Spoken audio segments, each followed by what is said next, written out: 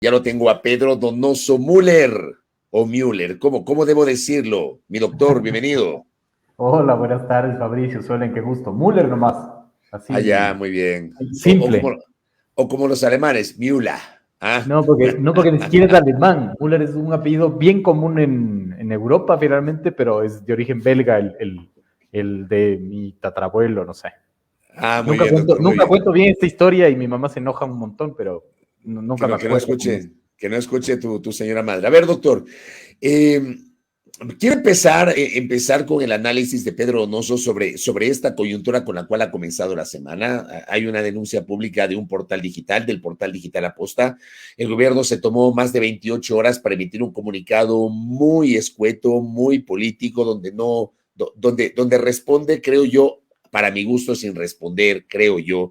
Hay, por ejemplo, estrategas que consideran que esa era la respuesta más diplomática y más adecuada. Me gustaría el criterio de Pedro Donoso.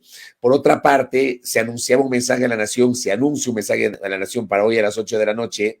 Pensábamos que se iba a referir al tema de corrupción y lo que nos acabamos de enterar es que el anuncio de esta noche va a ser un anuncio vinculado al tema de impuestos. ¿Cómo ve este inicio de semana con estos elementos, Pedro Donoso?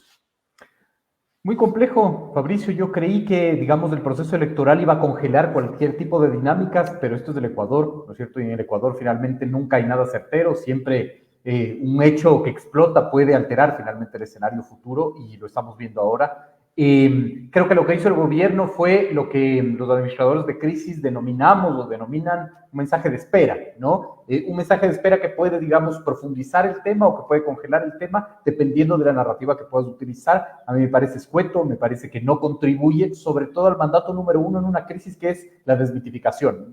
Ustedes me habrán escuchado muchas veces, es como que solo hablara de eso, pero el proceso de comunicación es un proceso reiterado de desmitificación, ¿no es cierto? De desmontar los mitos, desmontar los aforismos. Creo que el gobierno debería hacerlo, ¿no es cierto? Contundentemente, si así lo requiere. Yo siempre repito esta frase: en crisis la inacción no es opción, tiene que haber acciones finalmente para enfrentar la crisis, tiene que haber pronunciamientos y creo que el gobierno no está entendiendo esa dinámica. Doctor, buenas tardes. Sobre este tema, bueno, hay algunas preguntas que he escuchado, que he leído de diferentes sectores y claro, porque una investigación periodística de este nivel, tomando en cuenta que la misma Posta, los mismos periodistas de la Posta han dicho que les ha tomado 6 meses, no sé si tiene algo que ver con las elecciones, porque de hecho lanzarlo en periodo electoral de alguna manera hace ruido, ¿no? Hace ruido teniendo en cuenta que tenemos pues al presidente auspiciando el referéndum, auspiciando algunos candidatos del Consejo de Participación Ciudadana, no de una manera visible, pero sí de alguna manera auspiciándolos, y también auspiciando a algunos candidatos para prefecturas, alcaldías del movimiento, creo está bastante presente. ¿Cómo podemos leer también esta investigación en medio de una campaña electoral? Yo no puedo responder a la pregunta de la causa, ¿no es cierto? Es decir, yo no sé si, digamos, eso es pensado o no. Lo que sí puedo ver es algún tipo de efecto. Yo no estoy de acuerdo con que el gobierno está presente en las seccionales. Creo que el gobierno es el gran ausente de las seccionales. Ninguno de sus candidatos tiene la suficiente fortaleza para ocupar un cargo, ¿no es cierto? Así lo dicen los cuantitativos, por lo menos, digamos, en las 7 provincias del Ecuador, ¿no es cierto?, que se llevan el 70% de los electores, ¿no? Es decir, es muy débil su posición en Quito, muy débil su posición en Guayaquil, no se diga finalmente en Cuenca, etcétera. Lo que sí, de una u otra manera, puede verse y establecerse es algún tipo de afectación en el tema de la consulta popular. Habrá que ver cómo se resuelve finalmente, pero de todas maneras, si uno regresa a ver los números que tiene el Ejecutivo, tampoco es que finalmente esta denuncia de corrupción va a terminar con sus grandes números de aceptación, ¿no es cierto? Es un gobierno absolutamente debilitado, lo dicen todas las encuestas finalmente, las más optimistas no le dan más de 30 puntos, ¿no es cierto? Las más pesimistas menos de 15. Entonces, de una u otra manera habrá que ver cuál es el resultado y el efecto que tiene este tipo de denuncia. Ahora, lo que sí sé, digamos, es que las denuncias de corrupción de parte del periodismo de investigación no son de un día para el otro, se demoran, digamos, un tiempo prudencial finalmente, no sé específicamente cuánto, pero yo sí creo que puede tener algún tipo de afectación dentro del proceso electoral. A ver, pero por ejemplo, en este caso estamos hablando de un tercer señalamiento, gran señalamiento vinculado a temas de corrupción. El primero, Pandora Papers. El segundo, el caso Danubio. Y este tercero, que le han denominado el Gran Padrino. Esos dos antecedentes, Pandora Papers y caso Danubio, digamos, fueron en la línea de que no terminaron por afectar al gobierno, Pedro. No sabemos.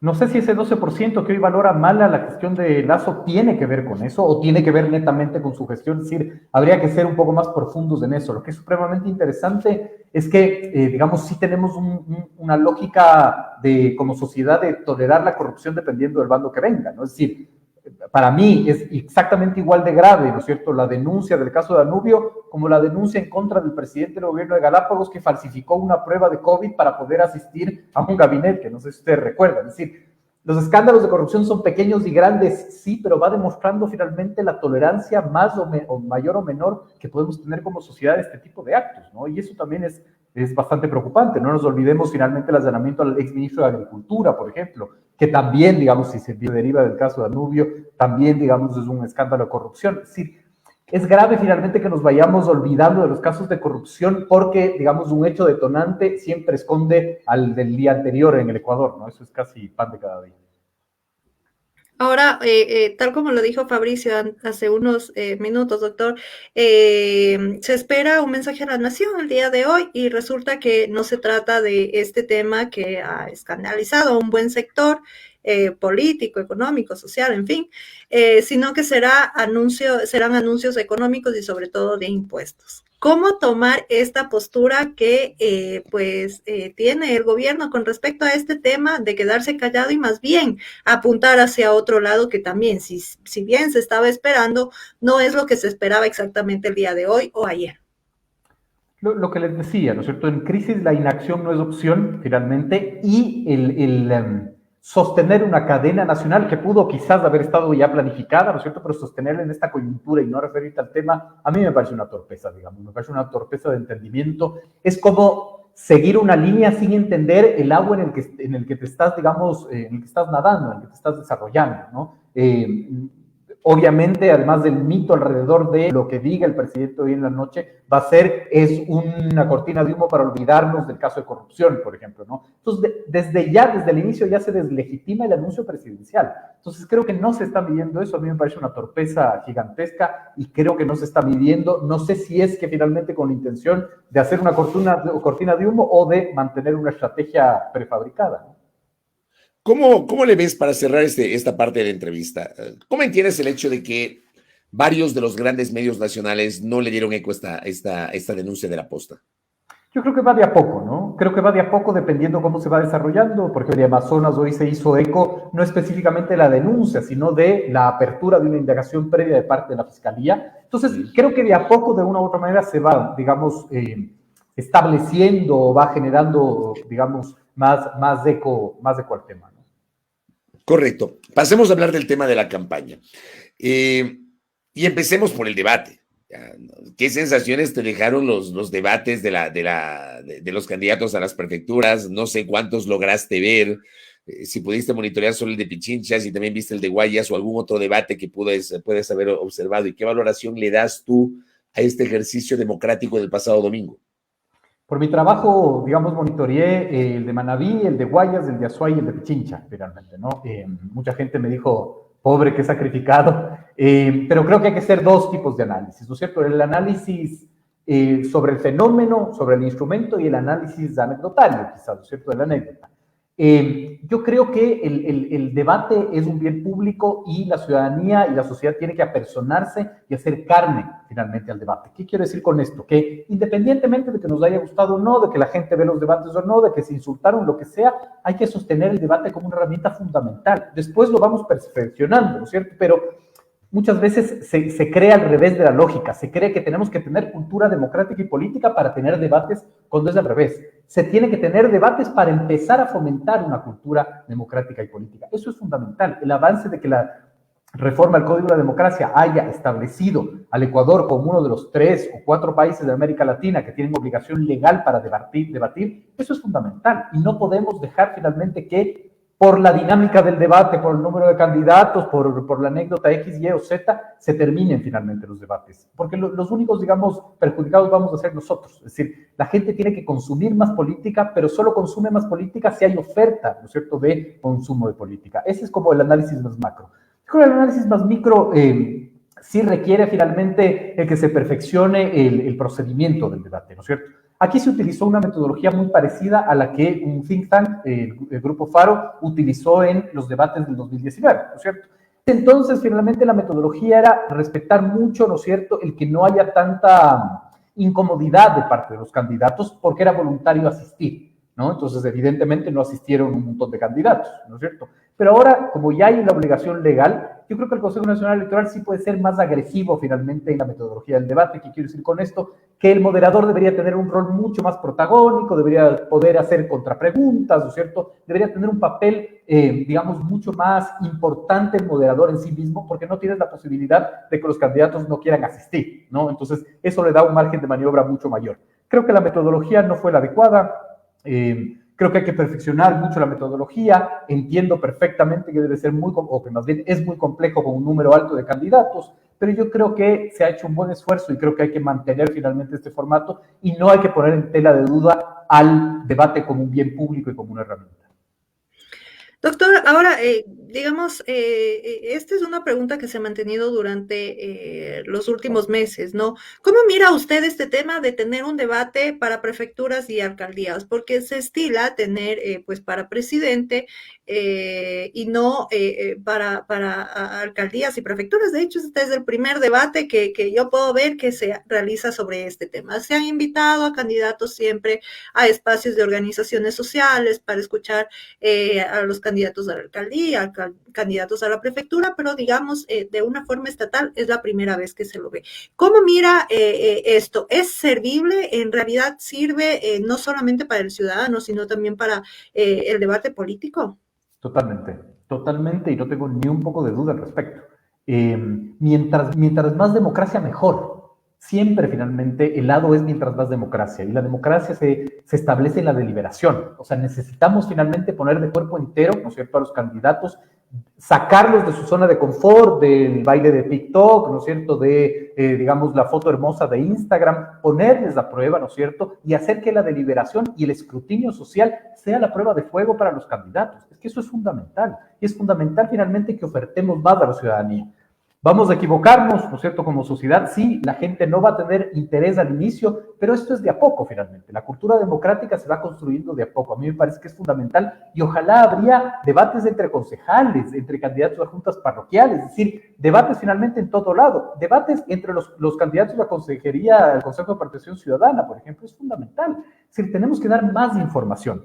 Porque esto combate la demagogia antipolítica, y la demagogia antipolítica es qué asco es la política, no me intereso porque todos los candidatos son iguales. Y ese finalmente termina, digamos, debilitando la democracia y termina debilitando el ejercicio democrático de manera grave, ¿no? Ahora, yo esta mañana en la radio conversé sobre esto con Antonio Ricaurte, el exalcalde metropolitano, y él tiene una teoría, que yo se la traslado a Pedro Donoso. Él dice que los debates solamente los ve un segmento muy pequeño de la sociedad, los opinadores, los líderes de opinión, los hacedores de la cosa pública, los empresarios, etcétera, pero no los ve el pueblo llano, porque no les interesa y porque repudia la política. Yo no sé si Pedro coincide con esa visión. Sí, claro, finalmente, pero eso no es el diagnóstico que tenemos que tener, pues. Es todo lo contrario. Es decir, hay que tener más debates para que de a poco la gente se vaya, digamos, entusiasmando e involucrando. Yo voy a decir una tontería que no debería decirlo, mi equipo me va a criticar, pero voy a hacer la comparación de los debates con las ciclovías, por ejemplo, en las calles, ¿no es cierto? Usualmente la gente que tiene carro propio, que son menos del 30%, por ejemplo, en Quito, critica las ciclovías porque dice, solo pasan vacías finalmente. La ciclovía es un regulador del comportamiento social. Es un espacio que te invita a dejar el carro particular y a coger una bicicleta. Y eso es un proceso de 5, 10, 15, 25 años.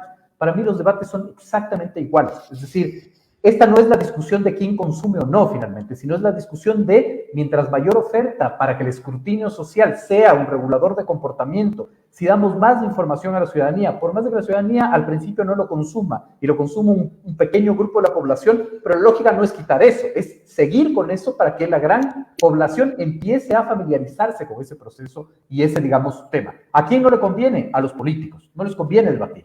No les conviene finalmente. Es decir, si ustedes regresan a ver el 2019 en las seccionales, el 2021, siempre los candidatos con más opciones rehuían al debate, con más excusas o menos excusas finalmente, ¿no? Entonces, todos los cuartos de guerra, todos los estrategas recomiendan finalmente no ir al debate, por ejemplo, para las autoridades que buscan la reelección, porque van a ser el foco del ataque, etcétera. Pues finalmente, digamos, la democracia no es la carta abierta a los candidatos, es la carta abierta a la ciudadanía, para que el debate se convierta en un bien público.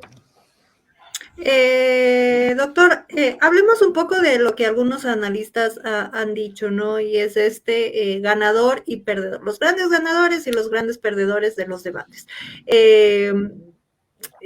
Digamos, en el caso de Pichincha, que fue al menos el que yo seguí, hablaron de ganadores como Andrea Hidalgo, por ejemplo, Paola Pavón y Guillermo Churuchumi, ¿no? Y grandes perdedores como Eduardo del Pozo. No sé si también comulga con estas ideas, pero sí quisiera escucharle, saber si es que existen o no, al menos en este primer acercamiento que se tiene con los candidatos, perdedores y ganadores de las provincias que usted ha seguido.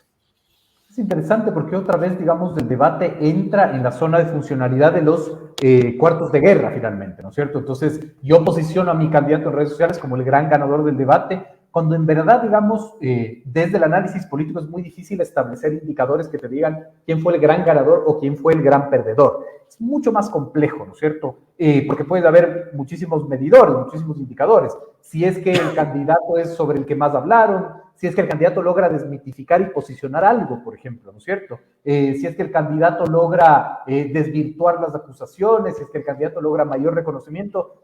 Los procesos electorales son muy, muy complejos finalmente para reducir a la lógica de ganadores y perdedores de un debate.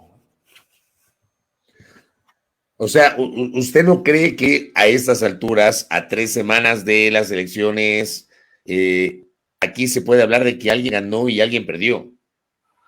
Es que va a depender de finalmente quién lo califique, ¿no? Y con qué indicador. Es decir, si hacemos un análisis serio, vamos a tener que determinar quién gana y quién pierde finalmente, ¿no? A quién le fue bien, a quién le fue mal, quién aprovechó los minutos, quién no finalmente, ¿no es cierto? En un espacio de tantos candidatos es muy complejo. Es decir, no digo que no necesariamente puede haber ganadores o perdedores. Lo que digo es que es muy difícil tener indicadores objetivos para determinar cuáles. Entonces, yo he visto, por ejemplo, discusiones que te dicen, es que más hablaron en redes sociales de Juanito y no de Pepito. Y ese finalmente es un indicador de ganar o perder un debate, por el mismo hecho de que quienes consumen finalmente los debates es una reducción de la población.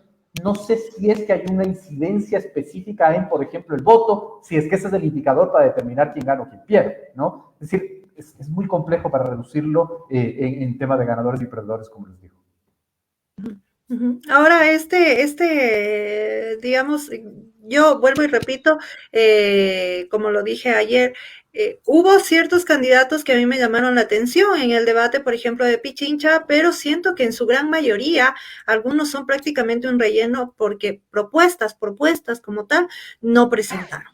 Ahora, ¿cómo mira usted este hecho de que tengamos todavía un gran número de candidatos que ni siquiera están preparados para ser candidatos y peor aún para ser funcionarios? Sí, yo creo que finalmente esa es una radiografía de la cultura política. Ahí, por ejemplo, podría haber una reforma a la dinámica del debate, ¿no es cierto?, en donde el moderador exija más cómo de qué, porque estamos sobre, ¿no es cierto?, saturados de candidatos de qué, ¿no es cierto? Siempre te dicen el qué, nunca te dicen el cómo, nunca te dicen el cuánto. En política pública el cuánto es fundamental, nunca te dicen cuándo y nunca te dicen de dónde. Ahí, por ejemplo, puede haber un interesantísimo rol del moderador, ¿no es cierto? Es decir, en la lógica de la repregunta de si usted ofrece una nueva vía, finalmente un tren o lo que sea, ¿cuánto va a costar? ¿Cuánto se va a demorar la obra? ¿De dónde va a sacar los recursos? Etcétera, etcétera, etcétera. Eso me parece que es fundamental. Yo no soy crítico de lo cuantitativo, yo no soy crítico de que hay un problema en el número de candidatos, la verdad. Creo que si bien complejiza finalmente los debates, yo creo que es más grave que tengamos candidatos, partidos sin candidatos y candidatos y partidos sin ideología. Creo que ahí finalmente está la gravedad. Voy a dar una cifra, por ejemplo, publicada por el portal Primicias. De los 123 candidatos a las seccionales que buscan la reelección, 95 lo hacen con otro partido político distinto al que ganaron en el 2019. Eso es gravísimo. Es más grave que tener 270 partidos. Es más grave que tener 15 candidatos a una seccional. Porque quiere decir que aquí los partidos políticos no son estructuras ideológico-políticas, sino son tarimas finalmente o maquinarias electorales. Ahí para mí está la gravedad del tema. Con base en esta visión y en la experiencia que nos dejó el último fin de semana, ¿cómo ve lo que se viene, Pedro Donoso? Sábado y domingo, que serán los de 21 debates en 21 cantones de los candidatos a las alcaldías. ¿Podría cambiar en algo este panorama? No, yo creo que no, finalmente. Se va a repetir, ¿no es cierto? Porque de una u otra manera, esta es la cultura democrática que nosotros tenemos. Lo que sí me llamó muchísimo la atención es la falta de preparación de los candidatos para ir al debate, ¿no es cierto? Como les digo, con una caja de mensajes establecida, con una estrategia para desmitificar, ¿no es cierto? Me sorprendió muchísimo, por ejemplo, la prefecta del Guayas, que no aproveche los 45 segundos que les daban para replicar, para hablar de lo que ha hecho, ¿no es cierto? Para desmitificar las acusaciones y para dar buenas nuevas. Es decir, eso me sorprendió muchísimo y me llamó muchísimo la atención. No creo que el sábado y domingo vayamos a tener una nueva dinámica, no nos vamos a enfrentar con eso, pero yo repito, no por eso finalmente debemos seguir impulsando los debates como un bien público, tenemos que sostenerlos, digamos, como un bien público y defenderlos socialmente para que no se terminen como herramienta para conocer, digamos, a los candidatos. Doctor, yo sí quería preguntarle sobre este tema digamos, los ataques que se dieron también en los diferentes debates, ¿no? Tenemos a personas hablando del grillete de Paola Pavón, a personas hablando, por ejemplo, a la misma prefecta del Guayas, diciéndole a Francesco Tabaqui que no había sido funcionario, que no ha hecho nada por la provincia. ¿Cómo mira usted estos ataques que se profieren los candidatos? Entiendo que les sirve en estrategia política, pero ¿es enriquecedor en un debate o han perdido tiempo? No, creo que pierden tiempo y otra vez vuelvo a repetir, creo que el rol ahí del moderador debe ser más duro, ¿no es cierto? Más duro finalmente para decir, es innecesario el ataque que usted está haciendo, hay una pregunta clara, responda a la pregunta, ¿no es cierto? Es decir, digamos, el comportamiento normal de los candidatos va a ser ese, pero tiene que haber, digamos, alguien que establezca la aplicación de las reglas, ¿no? Creo que pierden mucho tiempo, pero depende de la estrategia, ¿no? Es como natural finalmente que los contrincantes que no están en el ejercicio del poder ataquen a quien está en el ejercicio del poder. Digamos, no sería mi opción si yo fuera estratega de algún tipo de candidatura. Creo que pierdes el tiempo en el ataque y no, digamos, ganas del tiempo finalmente en el posicionamiento. Hay otros estrategas que te dicen que eso es lo que vende finalmente, pero claro, ahí viene como la gran discusión. ¿Qué es lo que tú quieres posicionar? ¿Cuál es el titular que quieres que esté al lado de tu nombre si es que se hace una evaluación finalmente de los debates? Esa es la gran discusión que tienen que tener los cuartos de guerra. El debate que se viene, ¿podría incidir en algo en el alto porcentaje de indecisos, Pedro? No, yo creo que no. Lo estoy diciendo sin ninguna evidencia científica, debería ser más responsable en tener algún tipo de evidencia, pero no por varios factores. El primero es por lo que ya habíamos hablado, porque muy poca gente consume el debate.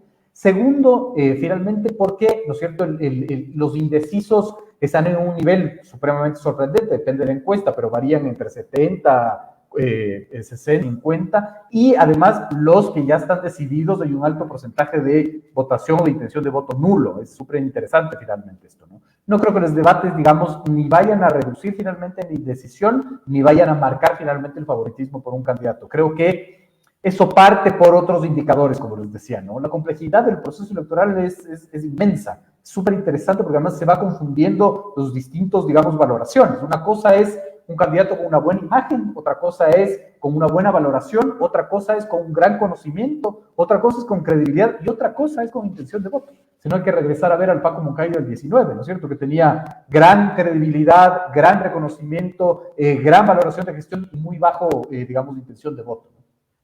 ¿Y por qué se da ese fenómeno, Pedro? Por varios factores, igual, ¿no es cierto? Es decir, hay que estudiarlo específicamente, por eso el tema de la información es vital y una información, digamos, certera, real, un levantamiento cuantitativo y cualitativo, ¿no es cierto? Hay varios factores, muchos estudios decían, por ejemplo, que la no votación de Paco Moncayo se debía a su edad, por ejemplo, ¿no? Porque el electorado prefiere una votación joven. Es decir, depende mucho, ¿no es cierto? Pero sobre todo de cómo levantas la información. Ahí está la riqueza. Y de no empezar a enlatar a todo el mundo. El problema finalmente es que los cuartos de guerra enlatan a todo el mundo. Todos los millennials de, qué sé yo, el distrito metropolitano piensan igual. cuando el millennial de la bota es distinto al millennial de Quitumbe y distinto al millennial de Tumbaco, ¿no? Entonces, radica mucho el tema de hacer muchísima investigación. Eso requiere, digamos, un proceso profundo de entender el contexto, de entender las dinámicas y de tener buenas herramientas de levantamiento de información. Doctor, ¿cuándo podremos esperar pues las definiciones de los indecisos? ¿Tendremos otra vez más que esperar a la última semana de la campaña electoral, casi que los últimos días ya previo para las elecciones?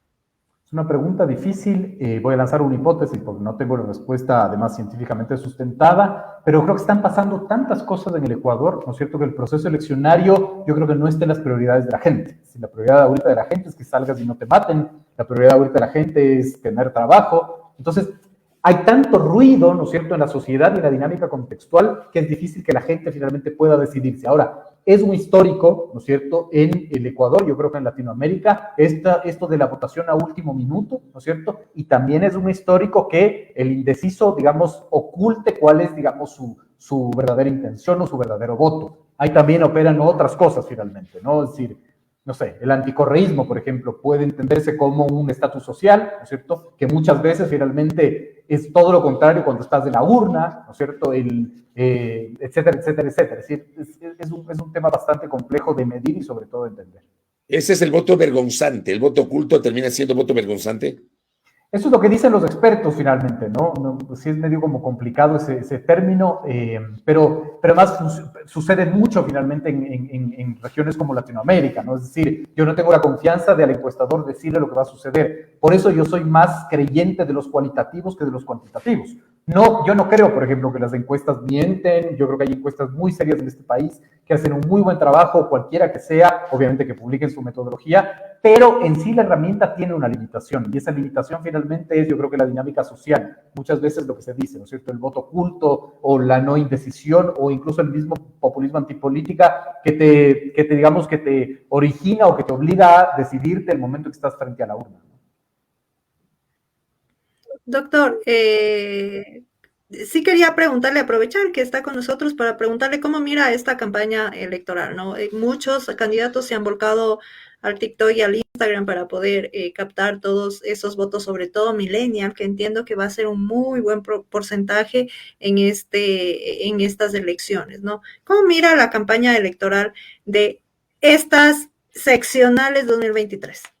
Primero, es una campaña electoral muy compleja, porque el gobierno jugó a complejizar el proceso electoral con el tema de la consulta popular, ¿no? Entonces, esta es una campaña para seccionales construida, ¿no es cierto?, las tarimas construidas con base al sí y al no de la consulta popular y viceversa, ¿no? Es decir, se complejizó mucho ese tema. Lo otro también es, digamos, como subestimar al electorado. Yo muchas veces siento que los candidatos subestiman mucho al electorado, creen que el electorado es tonto y no lo es. Se reduce finalmente al tema del TikTok. Yo creo que mucho daño nos hizo las presidenciales del 2021 y sobre todo mucho daño nos hizo el no haber analizado profundamente distintos fenómenos. Por ejemplo, el fenómeno Herbas.